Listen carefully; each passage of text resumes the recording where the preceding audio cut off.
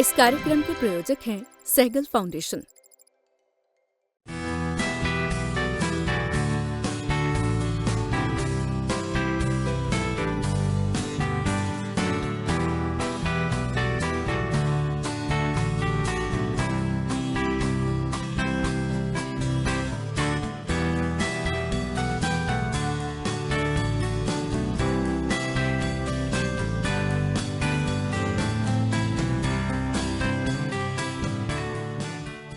नमस्कार, आप देख रहे हैं डीडी हरियाणा और स्वागत है आपका कार्यक्रम किसान में।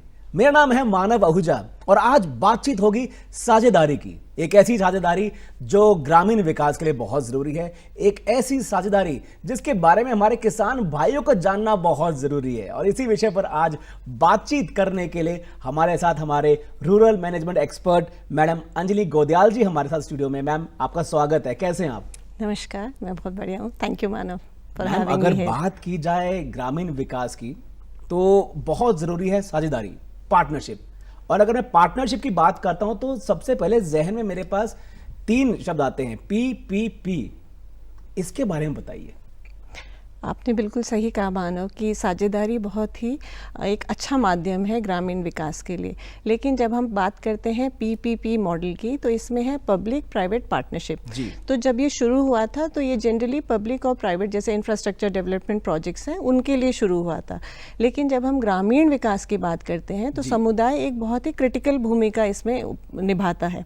तो फिर उस ग्रामीण विकास के लिए जो हमें यूज़ करना चाहिए वो है PPCP मॉडल, जिसमें पब्लिक प्राइवेट और कम्युनिटी पार्टनरशिप की हम बात करें। क्योंकि हम किसी भी ग्रामीण विकास के लिए अगर कोई भी साझेदारी हो उसमें हम कम्युनिटी के रोल को नज़रअंदाज नहीं कर सकते। और इसमें इन तीनों की ही अलग अलग भूमिका है। अगर हम बात करें पब्लिक यानी सरकार की, तो जो सरकार की भूमिका है वो है नीतियाँ बनाना, गाँवों के स्तर पर मौलिक सुविधाएँ उपलब्ध कराना। अगर हम प्राइवेट बात करें, जैसे गैर सरकारी संस्थानों की अगर मैं बात करूँ तो उनकी एक भूमिका होती है कि जागरूकता पैदा करना, क्षमता निर्माण के कार्यक्रम चलाना, गाँव में एम्पावरमेंट प्रोग्राम्स जो वो रन करते हैं। और फिर भागीदारी है, जो आखिरी जो इसका C जो इसका कंपोनेंट है वो है कम्युनिटी की। सो कम्युनिटी जो भी हम कार्यक्रम चला रहे हैं वो समाज के लिए ही चला रहे हैं। तो फिर एक समाज की भी जिम्मेदारी होती है कि बढ़ चढ़कर उन कार्यक्रमों में हिस्सा लेना, क्योंकि जब वो उसमें हिस्सा लेंगे तो वो एक रियल टाइम फीडबैक भी दे सकते हैं कि क्या चल रहा है क्या नहीं चल रहा है। वो उसके डिज़ाइन में पार्टिसिपेट कर सकते हैं, बेटर एग्जीक्यूशन में पार्टिसिपेट कर सकते हैं। तो कम्युनिटी का भी एक बहुत ही इम्पॉर्टेंट रोल होता है। सो ग्रामीण विकास के लिए PPCP model, public private community partnership model, एक बहुत ही अच्छा एक मॉडल हो सकता है जिसमें सारे संस्थान अपना अपनी भूमिका निभा रहे हैं और फिर हम जो हमारा ग्रामीण विकास का एक लक्ष्य है उसकी तरफ सब मिलकर आगे बढ़ रहे हैं। जी अंजलि मैम, आपने बात की संगठन की। आमतौर पर देखा जाता है जो हमारे किसान भाई हैं उनका भी अपने में एक संगठन होता है, जैसे कि FPOs। तो वो ग्रामीण विकास में कैसे मददगार साबित हो सकते हैं? तो आपने बहुत अच्छी बात करी जो आप FPO की बात कर रहे हैं। तो अगर हम FPO का देखें तो FPO क्या है कि किसानों के द्वारा और किसानों के लिए बनाई गई संस्था है। सो FPOs का जो एक बेसिक बहुत इम्पॉर्टेंट रोल है कि वो कृषि को सिर्फ ऐसे नहीं कि मतलब जीवन यापन के स्तर पे नहीं देख के उसको एक व्यवसाय की तरह स्थापित करने में FPOs का बड़ा रोल होता है। अगर मैं इकलौता किसान बाजार में जाते हैं, कुछ खरीदने भी जाते हैं या कुछ बेचने भी जाते हैं तो उनकी बाइंग कैपेसिटी बहुत स्मॉल है, प्लस उनकी निगोशिएटिंग पावर भी बहुत कम है। लेकिन अगर वही रोल एक FPO लेती है तो FPO के साथ 1000 किसान जुड़े होंगे। सो उनकी बाइंग कैपेसिटी भी बहुत बढ़ जाती है, उनकी निगोशिएटिंग पावर ज़्यादा है, उनकी होल्डिंग कैपेसिटी ज़्यादा है। तो जब वो जो एक किसान कर रहा है वही रोल अगर एक FPO ले लेती है तो वो किसानों को बेहतर प्राइसिंग दे सकती है, both in terms of buying inputs as well as selling the produce. तो वहाँ पर उनका एक बहुत इंपॉर्टेंट रोल होता है। जो सेकंड रोल होता है, जैसे अगर हम टेक्नोलॉजी की बात करें, तकनीक की, ज़्यादातर महंगी होती है। स्पेशली अगर हम छोटे या सीमांत किसान की बात करें तो उनकी पहुंच से बहुत दूर होती है वो टेक्नोलॉजी, अफोर्ड नहीं कर पाते। तो लेकिन वो FPOs वो टेक्नोलॉजी उन तक ले सकती है, वो मेंबरशिप बेस्ड है, तो वो अपने मेंबर्स को, एफपीओ ने वो टेक्नोलॉजी करी, जैसे अगर हम बात करें कोल्ड स्टोरेज की, एफपीओ वो कोल्ड स्टोरेज दे सकते हैं और अपने सदस्यों को रेंट पे वो प्रोवाइड कर सकते हैं। इंफ्रास्ट्रक्चर तो छोटा किसान नहीं लगा सकता, एफपीओ कर सकती है। अगर हम ड्राइंग यूनिट्स की बात करें या फूड प्रोसेसिंग की बात करें तो एफपीओ इसमें एक बहुत बड़ा रोल निभा सकते हैं और निभा भी रहे हैं बहुत सारे इसमें। दूसरी एक और जिसका जो मेन इंपॉर्टेंट होता है मार्केट एक्सेस। एक इकलौते किसान के लिए एक बड़ा मार्केट एक्सेस करना बहुत ही मुश्किल है, लेकिन एफपीओ जो है वो बड़े बायर्स के साथ डील करते हैं, वो बिग बास्केट्स के साथ डील करेंगे, वो फ्लिपकार्ट के साथ डील करेंगे, तो उनको एक बहुत बड़ा मार्केट छोटे किसानों को एफपीओ के द्वारा मिल सकता है। सो किसानों के जो संगठन है जैसे एफपीओ, वो कृषि के विकास में बहुत बड़ा योगदान प्ले कर सकते हैं और अब करने भी लगे हैं, और सरकार भी इस क्षेत्र में बहुत ज़्यादा आगे आके उसको सपोर्ट कर रही है। प्लस जो निजी संस्थान है वो भी एफपीओ डेवलपमेंट में अब हमारे देश में काफ़ी काम हो रहा है, because it's a very important, it can be a very important medium in rural development, specially agriculture development. बिल्कुल, बहुत मल्टीपल फ़ायदे हैं इसके जी, इसके बारे में बात करेंगे। लेकिन मैम अभी बात करना चाहता हूँ मैं इंटर सेक्टोरियल पार्टनरशिप, जी, जहाँ पर अलग अलग सेक्टर्स एक साथ मिलकर ग्रामीण विकास के लिए काम करें, तो ये कितनी अहम भूमिका निभाते हैं? Inter sectoral partnerships are very critical, क्योंकि अगर हम देखें हर सेक्टर की अपनी उनकी एक स्ट्रेंथ है। जब ये मिलके काम करते हैं तो हम एक दूसरे की स्ट्रेंथ को लेवरेज कर सकते हैं। सपोज अगर हम प्राइवेट सेक्टर या रिसर्च इंस्टीट्यूशंस की बात करें तो उनकी स्ट्रेंथ है इनोवेशन, टेक्नोलॉजी डेवलपमेंट, वो उसके ऊपर बहुत ध्यान देते हैं।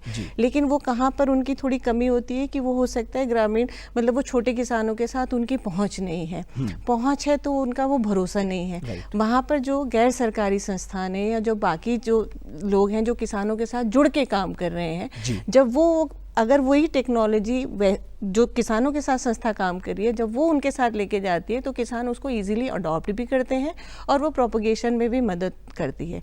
अब इसमें एक फिर आता है सरकार का, कि सपोज जो अच्छे मॉडल्स हैं, इनोवेटिव मॉडल्स हैं, वो कुछ जगह पर इस पार्टनरशिप से हो गया, लेकिन सरकार क्या है नीतियों के द्वारा इसको बड़े लेवल पे ले जा सकती है। कि अगर हरियाणा के एक ज़िले में कोई अच्छा काम हो रहा है, सरकार ने उसे देखा और उसने ऐसी नीति बना दी कि अब हम पूरे हरियाणा में इसको लगा सकते हैं, तो सरकार की स्केल अप कैपेसिटी होती है। ठीक है, सो अगर हम देखें कि प्राइवेट सेक्टर की innovation and research and development की कैपेसिटी, जो गैर सरकारी संस्थान उनकी जो कम्युनिटी रीच और कम्युनिटी में जो उनका भरोसा है वो, प्लस सरकार की स्केल अप कैपेसिटी, अगर ये इंटर सेक्टोरल पार्टनरशिप है तो वो हर छोटे से छोटे किसान तक बहुत नई टेक्नोलॉजीज आसानी से पहुंचाई जा सकती है।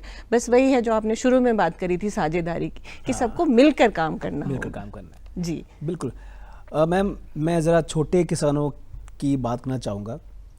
देखा जाता है कि कितनी बार सरकारी योजना या सरकारी सूचना जो कि बहुत ज़रूरी होती है वो हमारे छोटे किसान भाइयों तक पहुंच ही नहीं पाती है। जी, तो आप क्या सुझाव देंगे, ऐसे क्या सरल उपाय रहेंगे कि जिससे कोई भी हमारा जो किसान भाई है वो ऐसी योजनाओं का इस्तेमाल करने से वंचित ना रहे?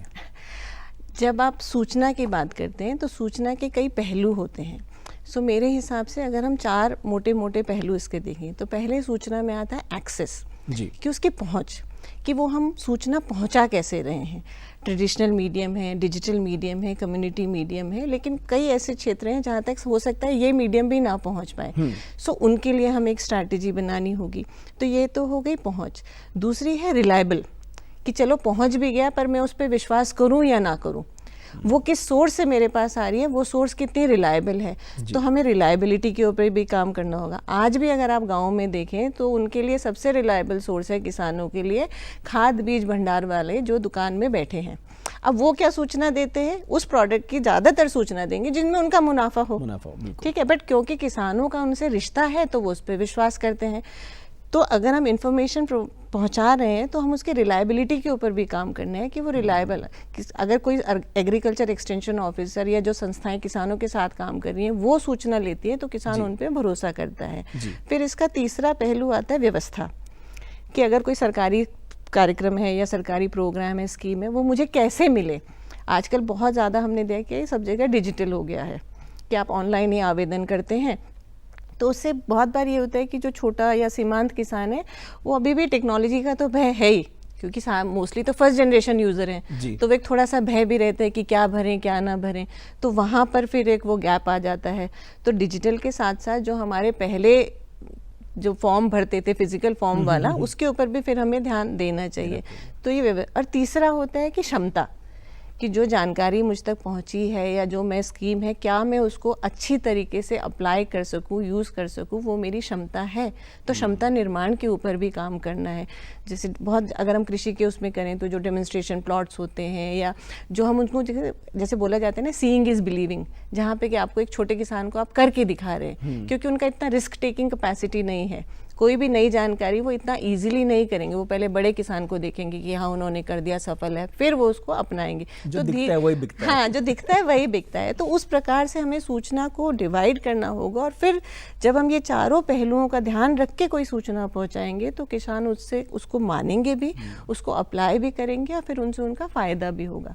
तो इस प्रकार से हमें सूचना के बारे में सोचना चाहिए, और उसके मीडियम भी इसी हिसाब से तैयार करने चाहिए। बिल्कुल अंजलि मैम, और बातचीत हमारी चलती रहेगी, लेकिन समय हो गया थोड़े से छोटे से ब्रेक का। तो ब्रेक के बाद फिर हाजिर होते हैं, बातचीत हमारी चलेगी अंजलि गोदयाल जी के साथ।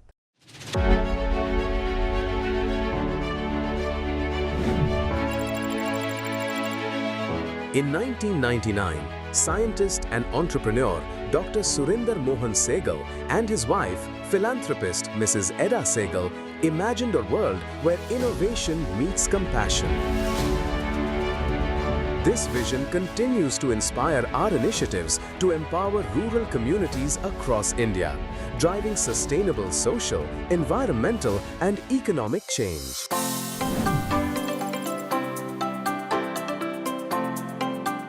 Turning purpose into progress, we support farmers in enhancing agricultural productivity and allied livelihoods. By promoting soil health, resource-efficient practices, small farm mechanization, water-saving irrigation, and nutrient management, we enable farmers to produce more and live better. Recognizing the vital role of water management, we support local communities in managing their resources efficiently. We create water harvesting structures such as check dams, ponds, and farm ponds, which capture and store rainwater for immediate use and recharge groundwater. Our solutions also increase access to safe drinking water in villages. To make schools vibrant spaces of learning, especially for girls, we improve infrastructure, water, and sanitation facilities, ensuring that children learn with dignity. We focus on digital literacy and life skills, equipping the next generation to thrive in a changing world. We believe lasting impact is possible only when communities, especially women, are active partners in every step of the process. By integrating technology with local wisdom and ensuring community participation across all initiatives, we build inclusive and sustainable change. Through participatory research and strategic communication, we assess progress, measure impact, document and disseminate knowledge, and amplify voices from the ground. With strong partnerships and collaborations, we continue to expand our reach and scale our impact. Our journey is one of purpose, partnership, and progress.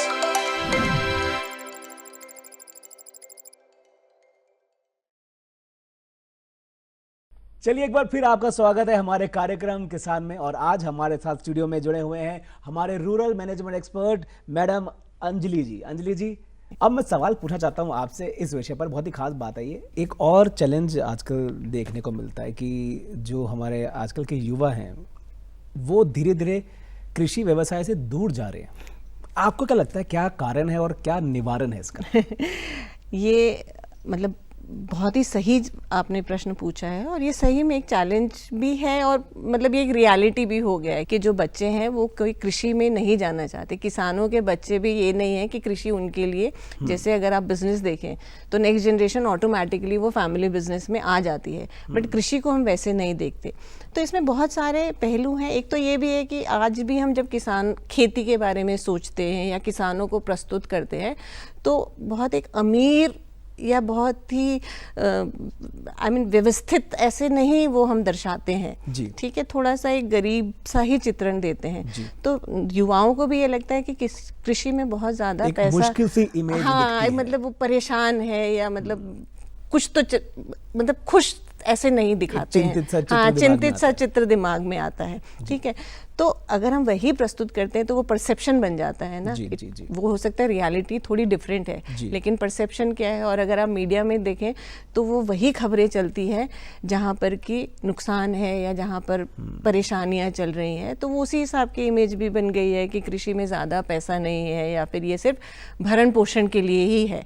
लेकिन अगर हम उसी कृषि को अगर हम as an enterprise present करें, as a business present करें, तो आपका एक परसेप्शन बदल जाता है। वो छोटा बिजनेस भी हो सकता है, छोटे किसान छोटा बिजनेस, बड़ा किसान बड़ा बिजनेस, लेकिन जब आप उसको एज अ बिजनेस देखेंगे तब आप उसमें इन्वेस्टमेंट भी देखेंगे कि आपकी इनपुट कॉस्ट क्या है, लेबर कॉस्ट भी देखेंगे, आप उसमें ये भी देखेंगे कि ज़्यादा मुनाफा के लिए हो सकता है टेक्नोलॉजी इंटीग्रेशन करना पड़े, ठीक है। फिर आप उसमें मार्केट एक्सेस के बारे में भी ध्यान करेंगे, आप उसमें जो अगर उसको नुकसान होता है तो इंश्योरेंस के बारे में भी आप सोचेंगे, क्योंकि अगर कृषि में नुकसान है तो हमारा इंश्योरेंस का इतना व्यवस्थित अभी तक मॉडल्स है नहीं कि उनको पूरा का पूरा मुआवजा मिले, उसमें बहुत गैप्स हैं अभी।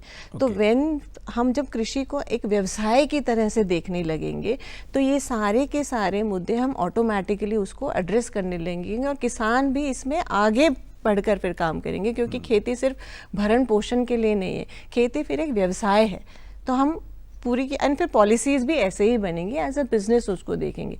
सो कहीं ना कहीं ऐसा मेरा मानना है कि खेती को जीवन यापन या भरण पोषण से आगे देखने की ज़रूरत है, उसको एज एन एंटरप्राइज और एज अ बिजनेस देखने की हमको ज़रूरत है, और उसी हिसाब से फिर नीतियाँ भी निर्धारित हों। जी अंजलि गोदयाल जी, मैं एक खास विषय बात करना चाहूँगा, CSR एक्ट के बारे में बात करना चाहूँगा। पहले तो सरल शब्द में जानना चाहेंगे CSR एक्ट होता क्या है और कैसे ये NGOs और कम्युनिटी को फ़ायदा दे रहा है? तो CSR basically corporate social responsibility act है जो सन 2013 में भारत सरकार ने लागू किया। CSR क्या, अगर हम सरल शब्दों में कहें तो जो भी बड़ी कंपनियां हैं वो अपने मुनाफे का कुछ प्रतिशत जो है सामाजिक कार्यों में लगाएं, और भारत कुछ गिने चुने देशों में सम्मिलित है जहां पर कि CSR एक को कानूनी वैधता मिली है, मतलब सरकार आपको बोल रही है कि वो कानूनी तौर पर आपको करना ही करना है।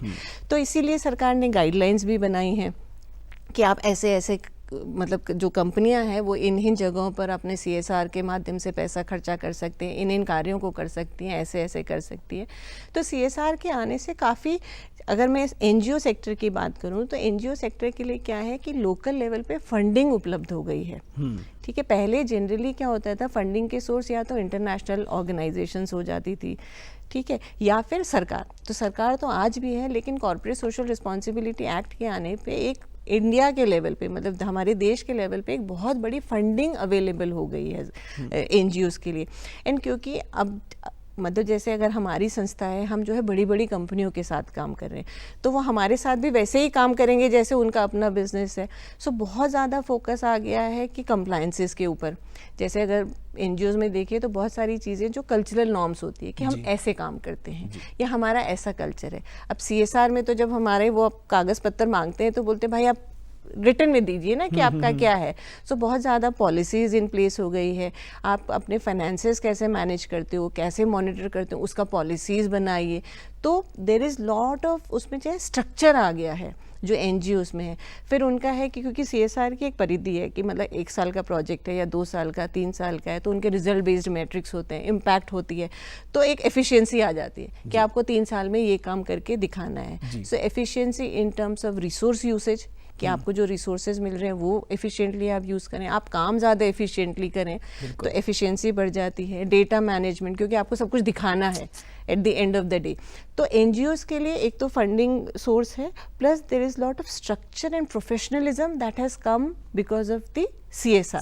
मतलब छोटे छोटे ऑर्गेनाइजेशंस को भी वो अब करना ही है अगर उनको बड़ी बड़ी कंपनियों के साथ काम करना है उसमें। और जहाँ तक रही कम्युनिटी की, बिकॉज इतनी बड़ी फंडिंग अब अवेलेबल है एंड बहुत सारी जो ऑर्गेनाइजेशंस हैं मतलब वो सच में समुदाय के हित के लिए वो अपने पैसे को इस्तेमाल करना चाहती हैं।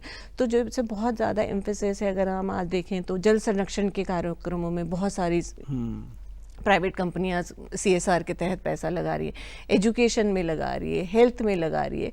तो जहाँ जहाँ पे भी गैप्स हैं, स्पेशली अगर इंफ्रास्ट्रक्चर के गैप्स हम देखें तो जैसे स्कूलों में वो बहुत काम ऑर्गेनाइजेशन CSR के थ्रू बहुत ऑर्गेनाइजेशंस काम कर रही हैं। कृषि के क्षेत्र में बहुत नई टेक्नोलॉजीज़ आ रही हैं, जो भी नवाचार हो रहा है तो CSR प्रोजेक्ट्स के थ्रू वो ज़्यादा से ज़्यादा लोगों तक पहुंचाया जा रहा है। तो वो कम्युनिटी का भी इसमें बेनिफिट है, और जो हम NGOs हैं उनका तो फिर एक बेनिफिट हो ही है, क्योंकि मतलब स्ट्रक्चर है, रिसोर्सेज है, फंडिंग मिल रही है। हाँ, फंडिंग मिल रही है, ठीक है। कंप्लायंसेस, अगर आप छोटी जगह पे काम करते हैं और आपने आपके सारे स्ट्रक्चर्स रिटन है, SOPs डन है, तो आप इजीली एक्सपैंड भी कर सकते हैं, क्योंकि आपने सब कुछ डॉक्यूमेंट करा है। नई जगह भी आपको यही फॉलो करना है। और कहने का जवाबदारी भी बन रही है। हाँ, जवाबदारी बहुत ज़्यादा इसमें बन रही है। जैसे मैंने बोला कि एफिशिएंसी है, आपकी अकाउंटेबिलिटी बहुत बढ़ जाती है, क्योंकि वो आपके जो पार्टनर है वो भी सरकार के लिए अकाउंटेबल हैं। तो फिर वही सेम अकाउंटेबिलिटी आपसे भी वो अपेक्षा होती है कि भाई आप भी उसी हिसाब से काम करिए, पैसे का हिसाब किताब ऐसे ही होना चाहिए, फील्ड में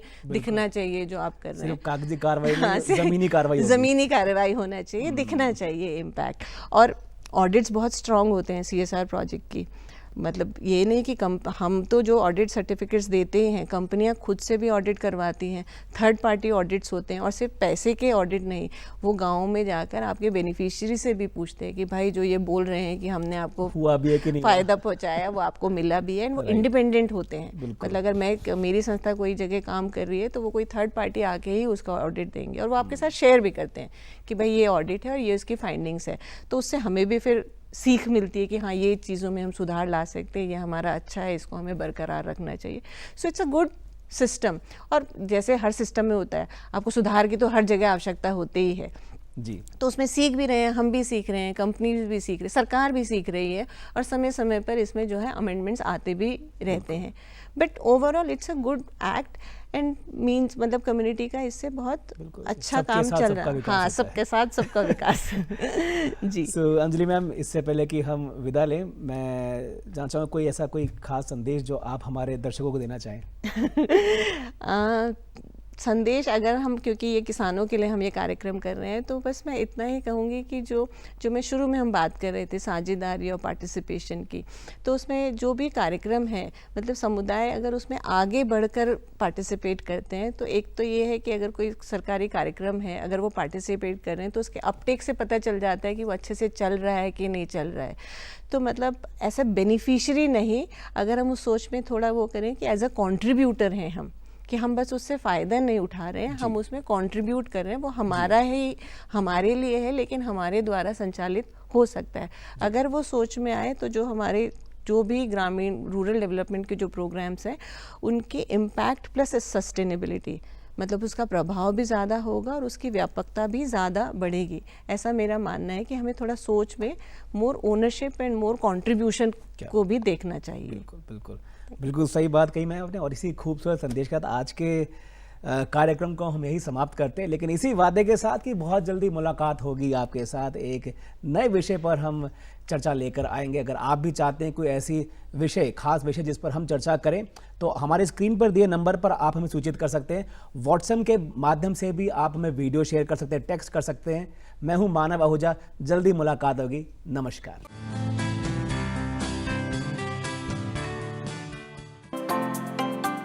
Turning purpose into progress, we support farmers in enhancing agricultural productivity and allied livelihoods.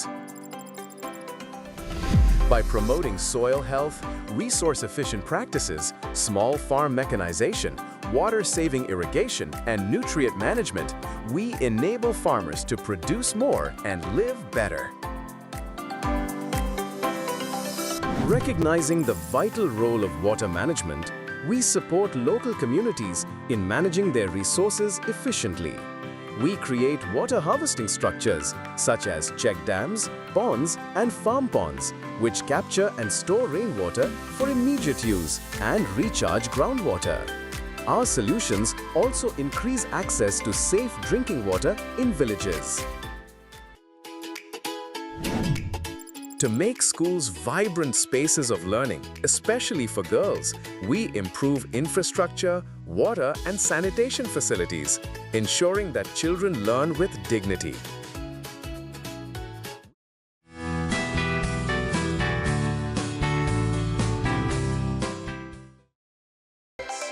इस कार्यक्रम के प्रायोजक थे सहगल फाउंडेशन।